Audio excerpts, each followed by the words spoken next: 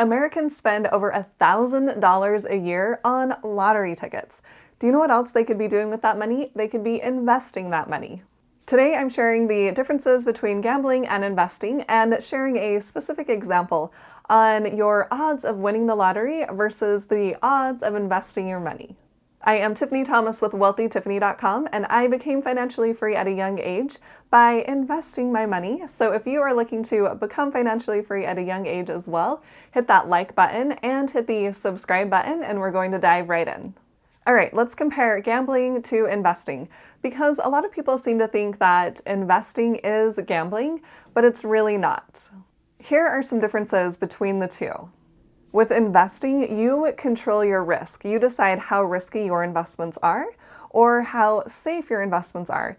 You can invest according to your goals and your timelines, conservative, moderate, or aggressive. And the strategy is a slow and steady pace. Investors plan to make consistent returns on their investment every year. And regarding taxes, by putting your money into an investment account, a retirement account, you can defer paying your taxes on your investment earnings.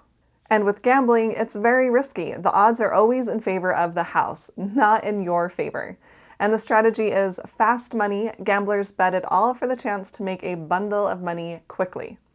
And as far as taxes, you have to pay taxes on any gambling or lottery winnings over $600. When people are gambling, they are trying to get a quick win. And this kind of happened recently with the stock market. And a lot of people try to invest in a certain stock and try to make money off of that as quickly as possible. And it worked for some, and it did not work for some others. That's why I like to continue to invest over time, to be consistent with my investments, because I know that strategy works. I've seen it work for other people, and I've seen it work for myself as well. So you can see that investing is more of a long-term strategy, and you have control over what you're investing your money in, whereas gambling, it's just putting your money into a lottery ticket or at a blackjack table and hoping you win instead of the house winning. And according to Lottery USA, the odds of winning the Mega Millions jackpot are 1 in 302.6 million. And the odds of winning the Powerball jackpot are 1 in 292.2 million. Combine those two, and the odds of winning both jackpots for more than $1 billion comes out to 1 in 88 quadrillion. I can't even really visualize a quadrillion. That is such a low chance of winning. So your odds are really not in favor of winning. But let's say by some miracle you actually won. Guess what happens to about 70% of those that win the lottery? They go broke within just a few years because they don't actually know how to manage their money or to invest their money. So then what happens? They buy more lottery tickets and see if they can win again. So they just continue to spend their money on lottery tickets and hope to win. So those are terrible, terrible odds. And let's just talk about a few things that are more likely to happen than you winning the lottery. Thanks to ReviewJournal.com, they've given us a list of 20 things that are more likely to happen than actually winning the lottery. The first one is being crushed by a meteorite. I hope that does not happen to anyone. The second one is contracting Ebola in the United States. Let's hope that doesn't happen either. Remember the big Ebola breakout? And the third one, oh, what's this? Becoming the next Warren Buffett? Becoming the next Warren Buffett is more likely to happen than you winning the lottery.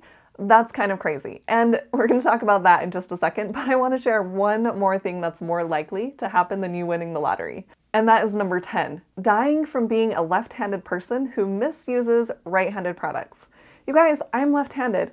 I don't know if anyone else is. Comment below and tell me if you're left-handed. And if you are, let's try to be really careful in how we use right-handed products because we don't want to be dying. Apparently this happens to 1 in 7 million people, which is about 45 Americans. Who knew? All right, now that we've discussed that, let's go back to becoming Warren Buffett. Warren Buffett's advice is to get rich slowly, but what are the odds that you'll amount billions in your lifetime like the Oracle of Omaha? According to Investopedia, about 1 in 785,000 Americans were billionaires in 2009. That's actually pretty good odds compared to the odds of winning the lottery. So let's talk about Warren Buffett's strategy. He likes to invest slowly and get rich over the long term. And earlier I mentioned that people are spending over $1,000 a year investing in lottery tickets. So let's break this down into a specific example. If we took $20 every week and bought lottery tickets with that money, we would be spending $1,040 every year on lottery tickets. So let's say we took that $20 a week and we invested that into the stock market. And we just saw the odds of winning lotteries, which is hardly anything at all.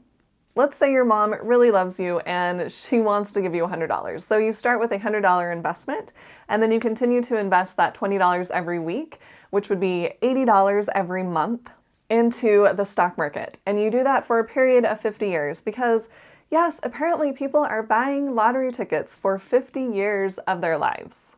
After 50 years with a 10% rate of return, which the total stock market has returned just over 10% over the past 50 years, so this is totally doable, you would have a total amount of $1,412,659.